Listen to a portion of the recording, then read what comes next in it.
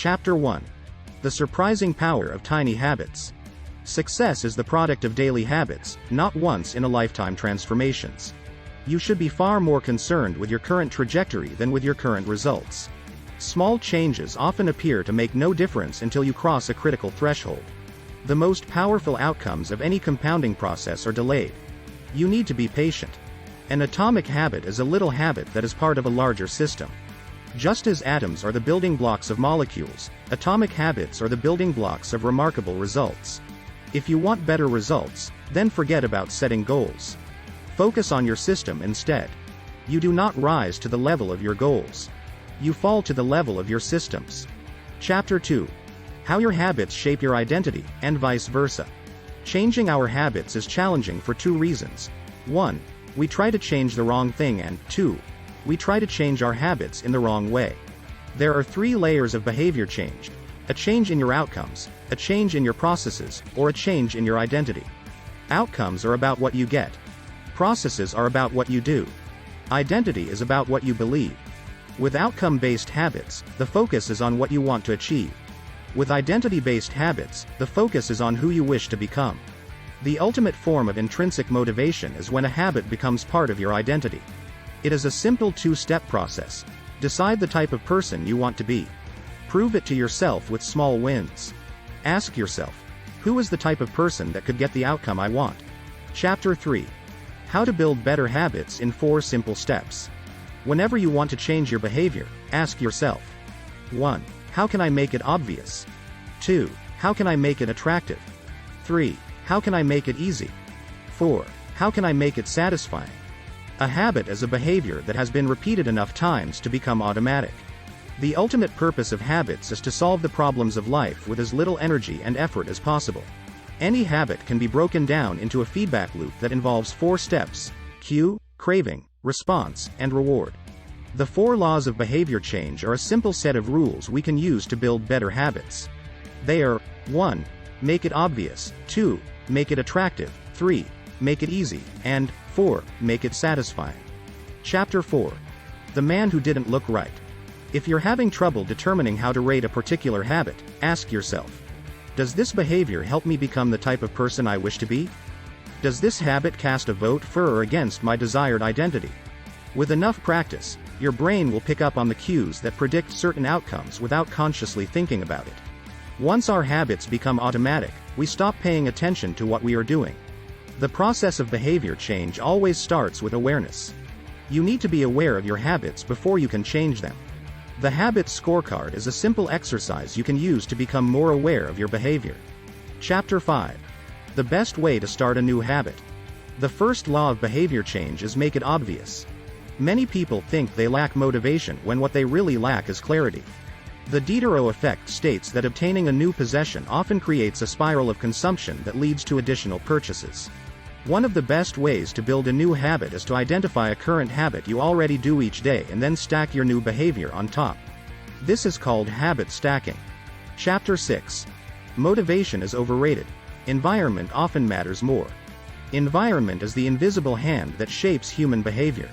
Small changes in context can lead to large changes in behavior over time. Every habit is initiated by a cue. We are more likely to notice cues that stand out.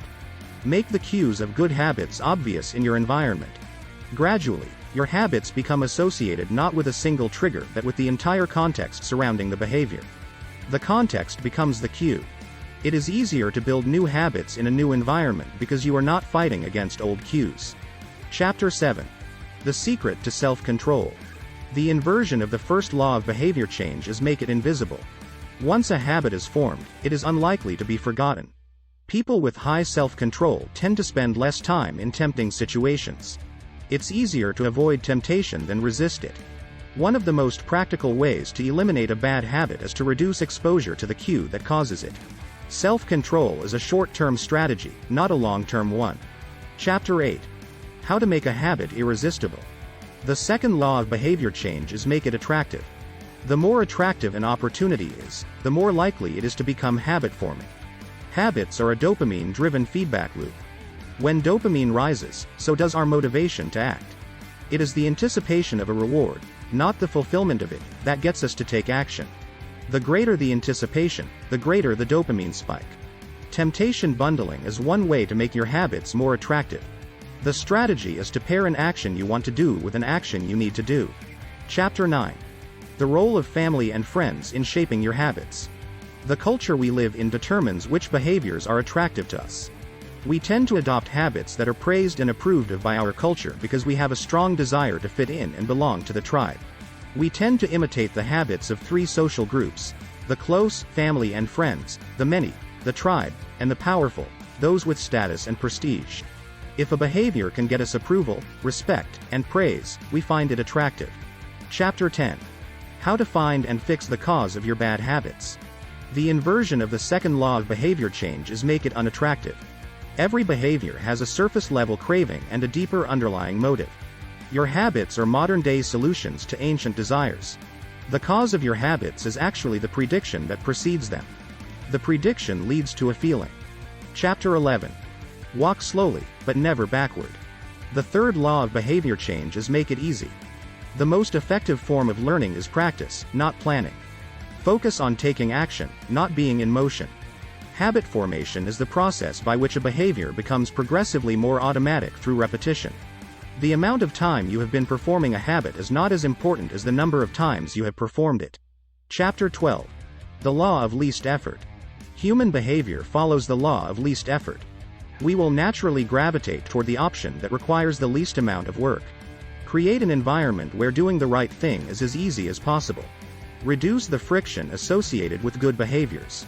When friction is low, habits are easy. Chapter 13. How to stop procrastinating by using the 2-minute rule. Every day, there are a handful of moments that deliver an outsized impact. James refers to these little choices as decisive moments. Decisive moments set the options available to your future self. A habit must be established before it can be improved. Habits can be completed in a few seconds but continue to impact your behavior for minutes or hours afterward. Chapter 14. How to make good habits inevitable and bad habits impossible. The inversion of the third law of behavior change is make it difficult. A commitment device is a choice you make in the present that locks in better behavior in the future. The ultimate way to lock in future behavior is to automate your habits.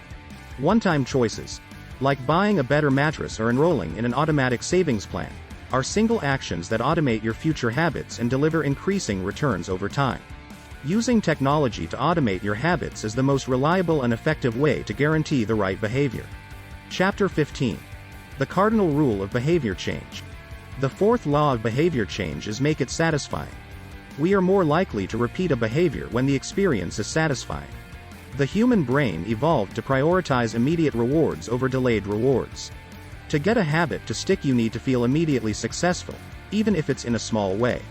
The first 3 laws of behavior change, make it obvious, make it attractive, and make it easy, increase the odds that a behavior will be performed this time. The fourth law of behavior change, make it satisfying, increases the odds that a behavior will be repeated next time. Chapter 16. How to stick with good habits every day.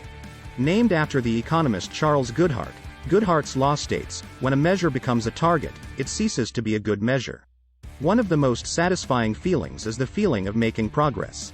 A habit tracker is a simple way to measure whether you did a habit, like marking an X on a calendar.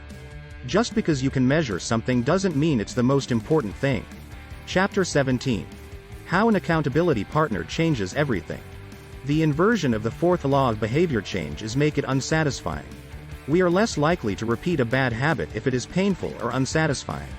An accountability partner can create an immediate cost to inaction.